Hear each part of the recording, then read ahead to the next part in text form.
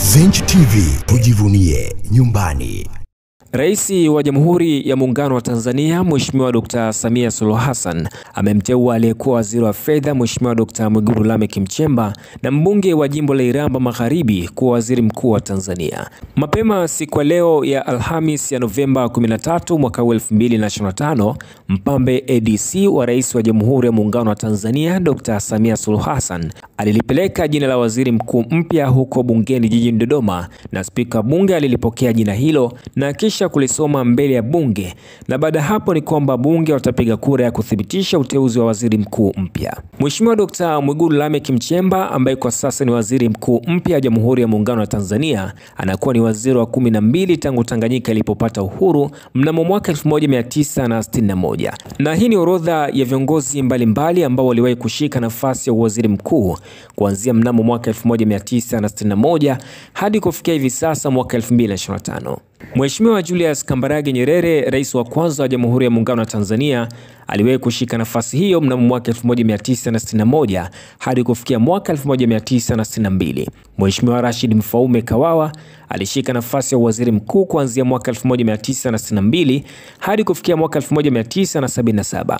Mheshimiwa Edward Moringe Sokoine alishika nafasi ya waziri mkuu kuanzia mwaka 1977 hadi kufikia mwaka 1980, na alirudi tena kushika nafasi hiyo kuanzia mwaka 1983 hadi kufikia mwaka 1984. Dr. Salim Ahmed Salim alishika nafasi ya waziri mkuu wa Jamhuri ya Muungano wa Tanzania kuanzia mnamo mwaka 1984 hadi kufikia mwaka 1985. Mheshimiwa Joseph Sinde Warioba alishika nafasi ya waziri mkuu kuanzia mnamo mwaka 1985 hadi kufikia mwaka 1990. Mheshimiwa John Samuel Malesela alishika nafasi ya waziri mkuu kuanzia mwaka 1990 hadi kufikia mwaka 1994.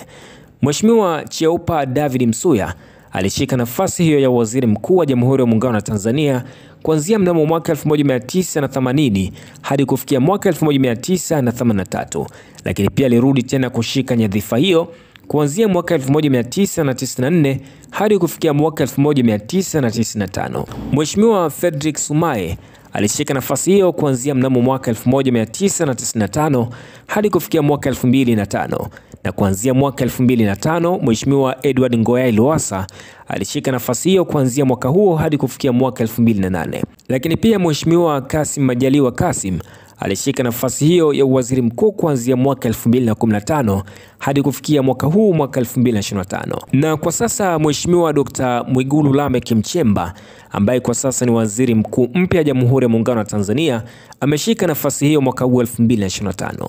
Kulingana na katiba ya Jamhuri ya Muungano wa Tanzania ibara ya 51(2) ndani ya siku 14 tu baada ya kushika madaraka, rais anapaswa kumteua mbunge wa kuchaguliwa kuwa waziri mkuu wa Jamhuri ya Muungano wa Tanzania. Na wale ambao walikuwa wakipewa nafasi za juu kushika nafasi ya waziri mkuu wa Jamhuri ya Muungano wa Tanzania baada ya Kassim Majaliwa ni pamoja na Mheshimiwa Dr. Doto Biteko, lakini pia Dr. Tulia Ackson ambaye aliwahi kuwa spika wa bunge la Jamhuri ya Muungano wa Tanzania, pamoja na Paul Makonda ambaye aliwahi kuwa mkuu wa mkoa wa Arusha, na wengine wengi ambao waliingia katika orodha hii walitarajiwa kushika nafasi hii.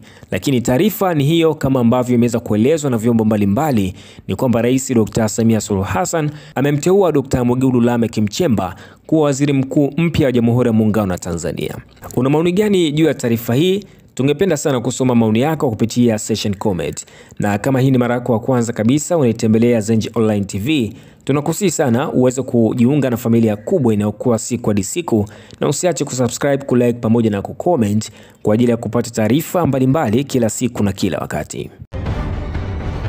Zenj TV, tujivunie nyumbani.